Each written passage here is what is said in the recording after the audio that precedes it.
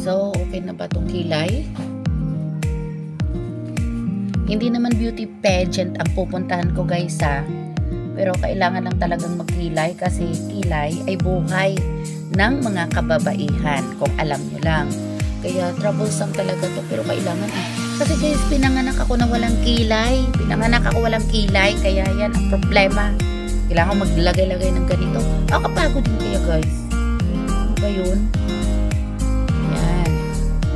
Alam nyo ba kung saan ako pupunta? Kasi bakit ako nagpaganda ng ganitong oras? Ang aga-aga pa. Alam nyo ba guys kung saan ako pupunta? Tinawagan ako ng isang matanda. At alam ko na natatawagan ako pasama sa akin. Ganun ang trabaho na binibigay sa akin ni Lord. Isa ito sa trabaho na binibigay sa akin ni Lord. At ang nagpapasahod sa akin ay si Lord ang nagsasahod. Kaya kami nabubuhay. So, wala akong magawa kundi sumunod sa Kanya. Lagay mo na ako lipstick. Para kabuhay-buhay naman tingnan. Diba?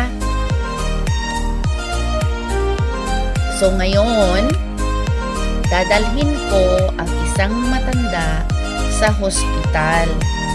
So, kasi walang mag-a-assist sa kanya. Kaya ako ang mag-a-assist sa matanda. So, ayan guys, ang trabaho ko. Isa sa trabaho na binibigay sa akin ni Lord. Tinatanggap ko yun guys, rain or shine. There is no pay na nanggagaling sa kapwa ko, kundi ang bayad ay nanggagaling kay Lord. Alam niyo ba guys kung anong biyaya na nanggagaling sa Kanya? Ang kasiyahan. Ang kasiyahan na hindi mapapalitan. Yon. Kaya sige, go. It is nice to spend times with those folks. Kasi, alam niyo ba yun?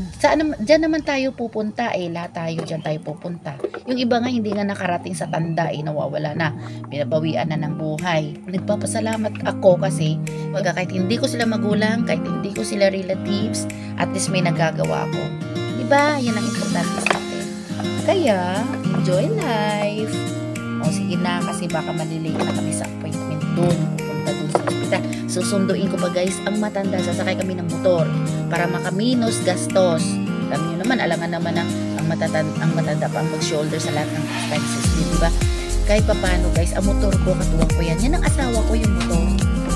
Katuwang ko rin yan. Okay, we are going. Okay. To the side. Yan, pupuntahan namin si ate. Nagtuin namin siya sa bahay nila. And then, kaya niya daw sumakay ng ng motor. At magmumotor siya. Pero, joke lang guys. Hindi, dadaanan namin siya. Okay. Yeah. Oops, oh, there's a ham. There's a ham. Ha? Yan, nandito na tayo. Dali mo na naman para sigurado natin. Nandito ka.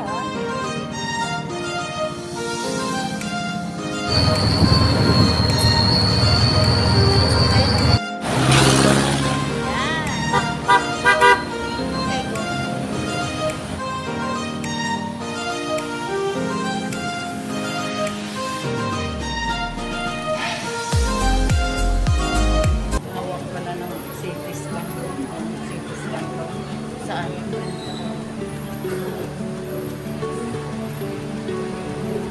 Yung mga kasama ko guys, isang senior at isang PWD.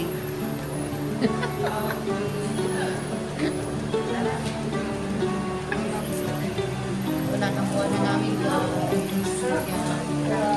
Let's go, punta tayo sa lake. Punta kami ng lake. Gagala namin muna sa lake si ate. Magre-relax muna.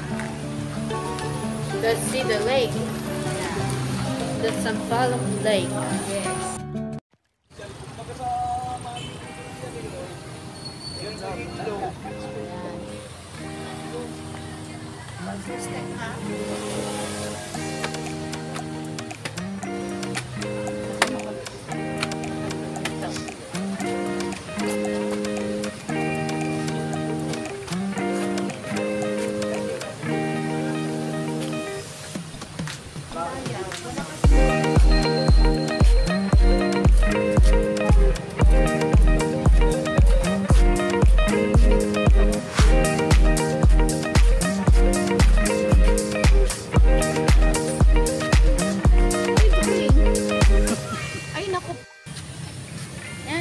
your mouth, horse. Okay. I love your mouth, horse. Pag magkano. Step, go. Hoy, from this.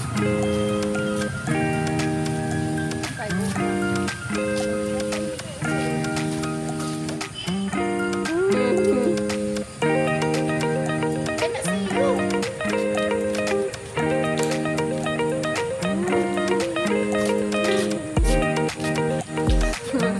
Look.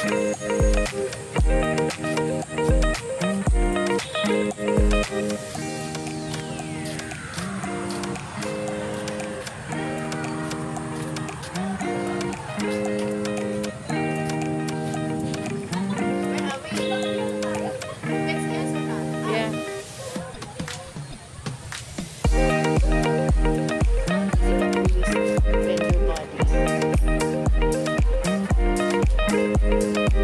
Ayan guys, sinamahan ko ito papunta ng hospital. Ang end sa park. Sa park ang bagsak. Hindi kasi crowded. Init. Kaya mag-relax muna kami dito. Alam mo, gusto ko yung lugar na ganito. Nakaka-relax. Bakit? Panay ang daldal, panay ang daldal, panay ang mura, panay ang Ano ba yan?